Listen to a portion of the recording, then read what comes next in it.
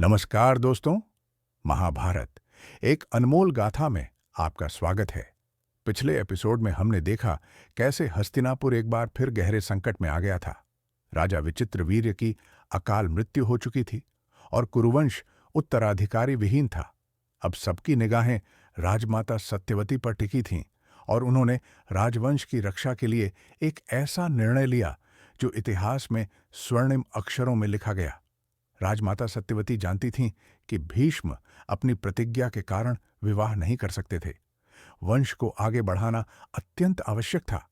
उस समय संतानोत्पत्ति के लिए एक विशेष परंपरा थी जिसे नियोग कहा जाता था। इसके तहत एक योग्य पुरुष से संतान उत्पन्न की जा सकती थी यदि पति असमय स्वर्ग सिधार जाए। और इस पवित्र कार्य के लिए सत्यवती ने अपने ही पुत्र महान तपस्वी वेदव्यास को बुलाया। वेदव्यास, जो तपस्या में लीन रहते थे, अपनी माता के बुलावे पर तुरंत आ पहुंचे। उनका रूप अत्यंत तेजस्वी पर तपस्या के कारण कुछ विकराल था।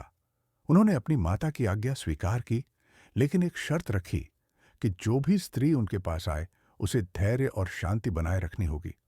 सबसे पहले विचित्रवीर्य की बड़ी रानी अंबिका को वेदव्यास के समक्ष भेजा गया। वेदव्यास के तेज और विकराल रूप को देखकर अंबिका इतनी डर गईं कि उन्होंने अपनी आंखें बंद कर लीं। उन्होंने अपनी आंखें तब तक नहीं खोलीं जब तक वेदव्यास वहां से चले नहीं गए।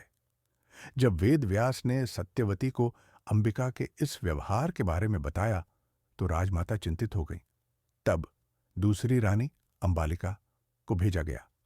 अंबालिका भी वेदव्यास के तेज से इतनी भयभीत हुईं कि उनका रंग पीला पड़ गया। उन्होंने अपनी आंखें तो खुली रखीं, पर उनका चेहरा पीला ही बना रहा। वेदव्यास ने सत्यवती को बताया, माता, अंबालिका का पुत्र पांडु रोग से ग्रस्त होगा, उसका शरीर पीला रहेगा।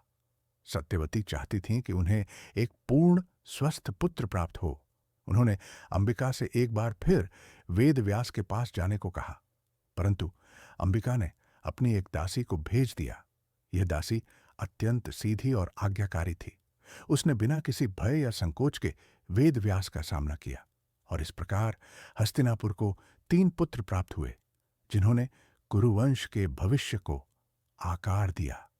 अंबिका से जन्मे नेत्रहीन किंतु बलवान धृतराष्ट्र, अंबालिका से जन्मे पांडु रोग से ग्रस्त किंतु धर्मा। अगले एपिसोड में एक और महत्वपूर्ण अध्याय खुलने वाला है, जिसे देखने के लिए कार्टूनिया टीवी पर हमारे साथ बने रहें। अगर आपको यह महाभारत की गाथा पसंद आई तो इस वीडियो को लाइक, शेयर और कमेंट जरूर करें। और अगर आप पहली बार हमारे चैनल पर आए हैं तो ऐसी ही ज्ञानवर्धक और मनोरंजक कहानियों के लिए कार्टूनिया टीवी को तुरंत सब्सक्राइब करें। हम आपके लिए ऐसे ही अनमोल